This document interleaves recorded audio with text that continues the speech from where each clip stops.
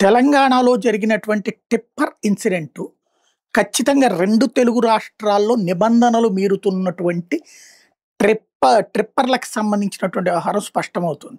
మనకు కూడా ఇక్కడ చూస్తే ఇసుక లారీలు ఇసుక తోడుకెళ్తున్నారు. అట్లాగే ఈ గనులకు సంబంధించినవి తీసుకెళ్తున్నారు. చాలా లారీలకి ఆ మధ్యన సుప్రీం కోర్ట్ ఆదేశం ఇచ్చింది. హైకోర్టులు కూడా ఆదేశాలు ఇచ్చినాయి కాబట్టి పైన గుడ్డ కప్పేయాలి. ఎందుకని? ఆ కప్పేసేసినప్పుడు లేకపోతే ఇప్పుడు లారీల వెనకాలే మనం ప్రయాణిస్తుంటాం. అందులోంచి ఉన్న మట్టి మన మొహాన పడతది. లేకపోతే అందులో ఉన్నటువంటి టిప్పర్‌లో ఉండేటువంటి రాళ్ళు అయి మన మొహాన పడతాయి. అలాగ లేకుండా పూర్తిగా టార్పాలిన్ కప్పాలి అని ఒక ఆదేశాలు ఇచ్చారు. లేదా పెద్దది మంచి బలమైన క్లాత్ కట్టాలి అన్నటువంటిది అప్పట్లో న్యాయస్థానాలు ఆదేశించినాయి. దాన్ని అమలు చేసే బాధ్యత రవాణా శాఖ.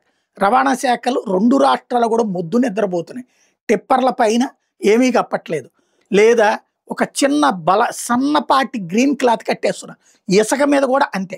సన్నపాటి గ్రీన్ క్లాత్, అది కూడా సగమే కనిపించేది ఉన్నాయి, సగం వరకే కవర్ చేస్తున్నాయి. ఇలా నడిచిపోతున్నాయి అంతే. ఇప్పుడు ఈ ప్రమాదం తర్వాతనన్నా 2 రాష్ట్రాల రవాణా మంత్రులు, 2 రాష్ట్రాల రవాణా అధికారులు సీరియస్‌గా స్పందించి ముందు అక్కడ overloading, at the same time నిబంధనలు పాటించకపోవడం, పైన టార్పాలిన్‌తో కట్టేసి ఉంటే అసలు ఈ ప్రమాదంలో ఇంతమంది ప్రాణాలు కోల్పోయేవాళ్ళు కాదు. టార్పాలిన్ లేకపోవడం వల్ల ఆ రాళ్ళన్నీ వచ్చి బస్సులో కూరుకుపోవడం వలన అంతమంది ప్రాణాలు కోల్పోవడం అయింది. అలాగే అతి స్పీడ్, వీళ్ళని కంట్రోల్ చేయక తప్పదు. ఇప్పటికైనా బాధ్యతగా ఆలోచించాల్సి ఉంది.